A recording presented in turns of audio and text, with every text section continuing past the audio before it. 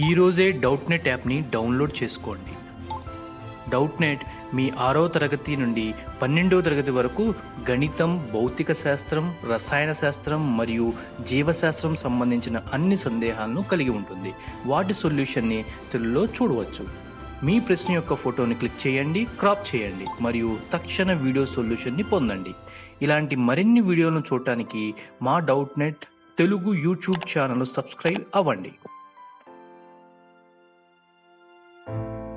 Hello students, question చదువుదాం. So question చూస్తే the height and width of each step of staircase are 20 centimeters and 30 centimeters respectively.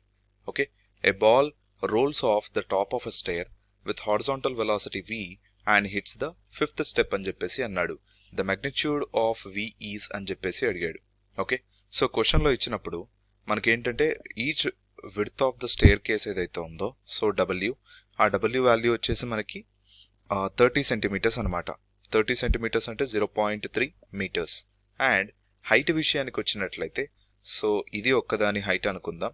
Okay, so height వచ్చేసి 20 centimeters. Okay students, so అప్పుడు మనకేంటంటే okay ఒక ball అనేది ఉంది. Okay, ఒక చిన్న బాల్ అనేది ఉంది.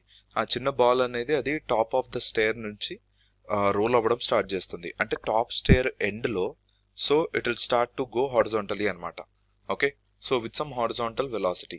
సో ఆ హారిజాంటల్ వెలాసిటీ ఏదైతే ఉందో ux ఈజ్ v అని చెప్పేసి అందాం. సో అప్పుడు అదేంటంటే సో అది ఇలా పెరాబోలిక్ పాత్ ఫాలో అవుతూ మనకి ఏంటంటే అది end of the fifth step ఉంటుంది కదా, ఆ ఫిఫ్త్ స్టెప్ ఎండ్ దగ్గర అది ల్యాండ్ అవుతుంది అనమాట.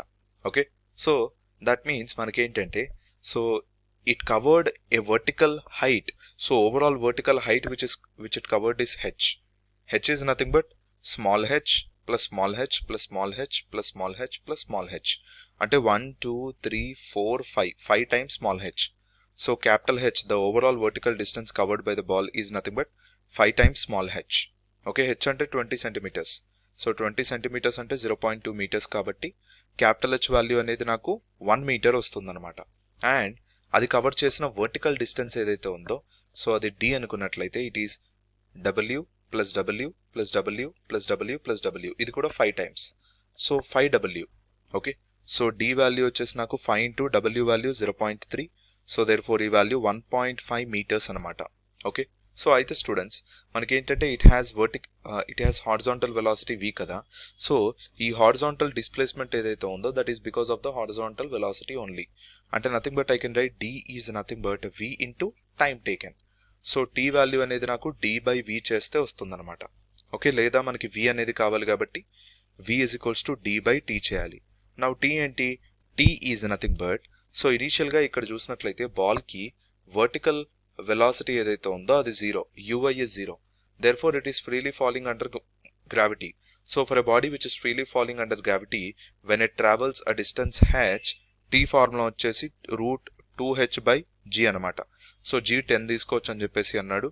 ఓకే, సో అప్పుడు t is equals to √2 into h value 1 meter by 10. So 2 1s 2 5s. So t value 1 by √5 వస్తుంది సెకండ్స్లో.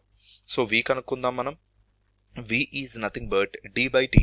d వాల్యూ వచ్చేసి 1.5 బై 1 బై √5.